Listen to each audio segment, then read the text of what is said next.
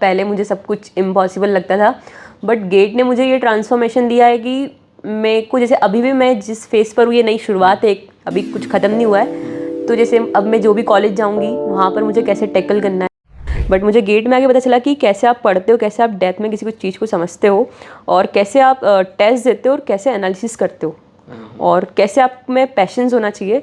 तो गेट ने मुझे एक पैशन सिखाया है, मेंटली भी स्ट्रांग बनाया कि आपको कैसे पैशंस रखना है, फिर कॉन्फिडेंस आप में जो आता है वो धीरे धीरे आता है। प्रोग्रेसिव माइंडसेट जो है वो बहुत मैटर करता है, जो मुझे यहाँ से मिला है कि जो सफ़र होता है वो मंजिल से ज़्यादा खूबसूरत होता है। तो जो मैं अभी भी हमारी जो गेट प्रिपरेशन है उसको मैं मिस करती हूँ, क्योंकि बहुत ज़्यादा उसमें हमें सीखने को मिला था।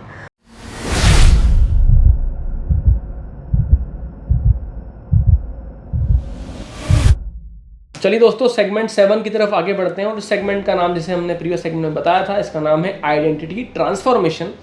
कि यहाँ पर यशवी की पर्सनल हम जानेंगे कि किस तरीके से उनके बिलीफ में, सोच में कैसा परिवर्तन, क्या चेंज या क्या ट्रांसफॉर्मेशन आया। तो उसके रिगार्डिंग जो मेरा पहला क्वेश्चन है यशवी, आपकी स्टोरी सिर्फ रैंक इंप्रूवमेंट नहीं शो कर रही है, आइडेंटिटी ट्रांसफॉर्मेशन से लगती है।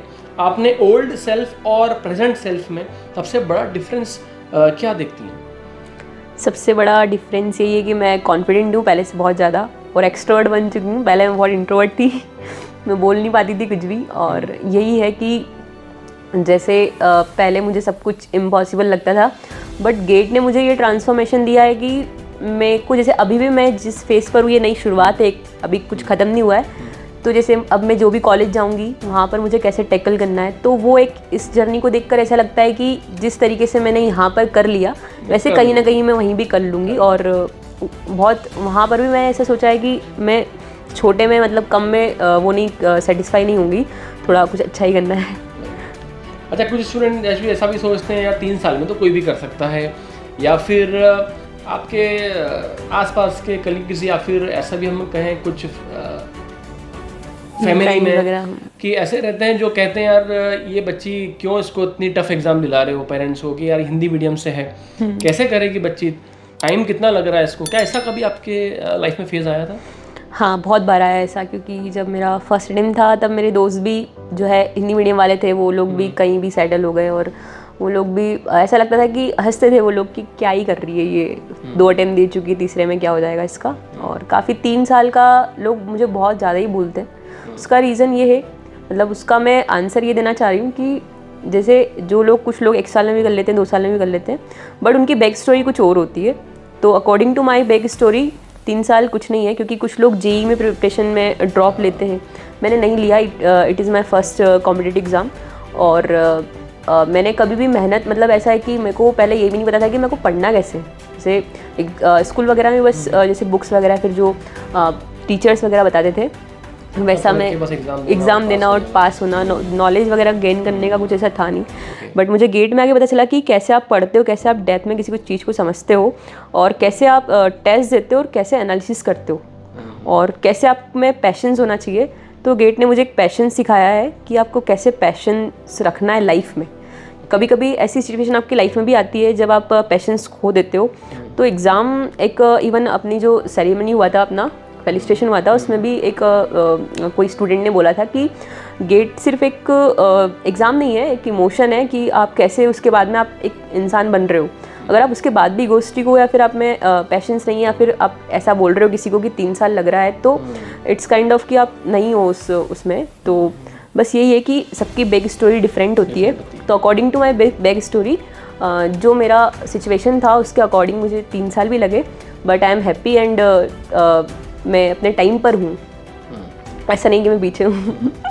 चलो नेक्स्ट क्वेश्चन लेते हैं। यहाँ पे जो स्टूडेंट कभी सोचता था कि आईआईटी और मैं, क्या मजाक चल रहा है और उसके लिए AIR 105 क्या इमोशनल मीनिंग रखता है?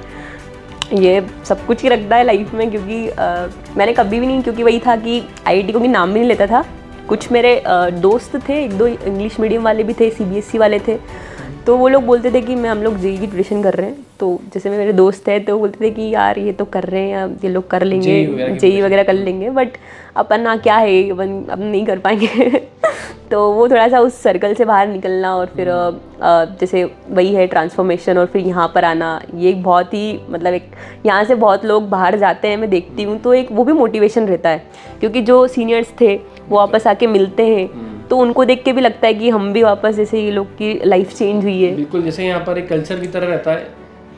गेट झील पे लास्ट 25 ईयर्स की एक चेन बन चुकी है। तो क्या होता है जैसे आज ये बच्चे हैं, कल ये IIT में जाएंगे, प्लेसमेंट लेंगे, और यहाँ पे बच्चों की सबसे अच्छी बात ये है कि फिर से कनेक्टेड रहते हैं और मिलने आते हैं। और प्लेसमेंट हुआ या कुछ भी हुआ, फंक्शन है, तो वो बिल्कुल मिठाई हमेशा आती रहती है। जैसे एक दीदी भी आए थे और एक बहुत सारे आए थे, तो वो उनका ट्रांसफॉर्मेशन देखा था मैंने, वो काफ़ी वीक थे, उनको 4 साल लगे थे, तो फिर उनको भी देख के काफ़ी लगा था कि वो अब आ रहे हैं उनके पास, मतलब ISC से थे वो।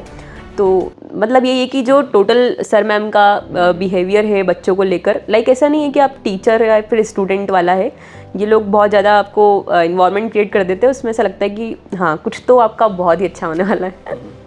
नेक्स्ट क्वेश्चन है यशवी कि क्या इस जर्नी ने आपको एकेडमिकली स्ट्रांग बनाया या मेंटली भी कम्प्लीटली ट्रांसफॉर्म कर दिया?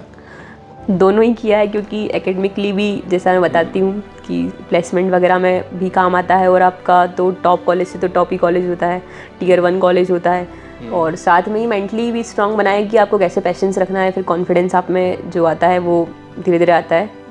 प्रोग्रेसिव माइंडसेट जो है वो बहुत मैटर करता है, जो मुझे यहाँ से मिला है।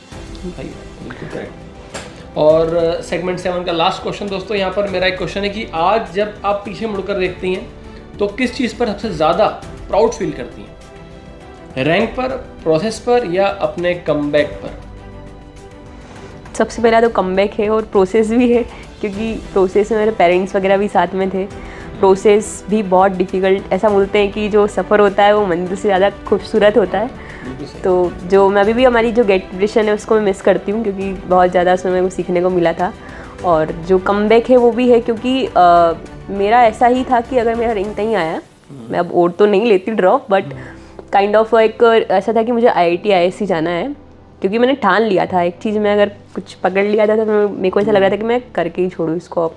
तो वो कमबैक भी हो गया और प्रोसेस भी बहुत अच्छी रही, तो दोनों ही चीज़ें मेरे को अच्छा लगता है पीछे देखकर। यहाँ पर पेरेंट्स का रोल भी बहुत इंपॉर्टेंट रहता है, क्योंकि क्या होता है कई बार हम जब टूटते हैं तो संभालने वाले पेरेंट्स ही होते हैं सबसे पहले हमको।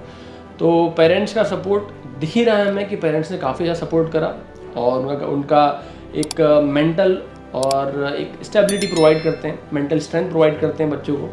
तो आई होप कि पेरेंट्स का एक इंपॉर्टेंट रोल हमेशा स्टूडेंट की ग्रोथ में रहता ही है। अच्छा, एक जो क्वेश्चन आपने अभी मेरे माइंड में रैंडमली क्रिएट करा है कि अगर मान लीजिए इस बार नहीं होता तो क्या होता? तो ही मैं कुछ अच्छा ही करती लाइफ में क्योंकि मैं इतना डाउन तो नहीं जाती, क्योंकि कॉन्फिडेंस आ गया था अब और काफ़ी सही था। और पेरेंट्स का मैं एक चीज़ ये बोलना चाहूँगी कि मेरे पेरेंट्स बहुत चिल थे। इवन उन्होंने कभी मुझे बोला ही नहीं कि तू पढ़, मैं खुद ही पढ़ती थी दूसरों को देखकर। तो पेरेंट्स का बहुत सपोर्ट रहा है मेरा। चलिए दोस्तों, सेगमेंट को यहीं पर एंड करते हैं और आगे बढ़ते हैं लास्ट 2 सेगमेंट की तरफ। स्टे ट्यून, यहाँ पर जुड़े रहिएगा। यहाँ पर सेगमेंट 8 इसका टाइटल होगा एडवाइस टू स्टूडेंट, काफ़ी इंपॉर्टेंट होने वाला है। और सेगमेंट 9 है पर्सनल रिफ्लेक्शन, और एक रैपिड फायर राउंड भी हम लेंगे।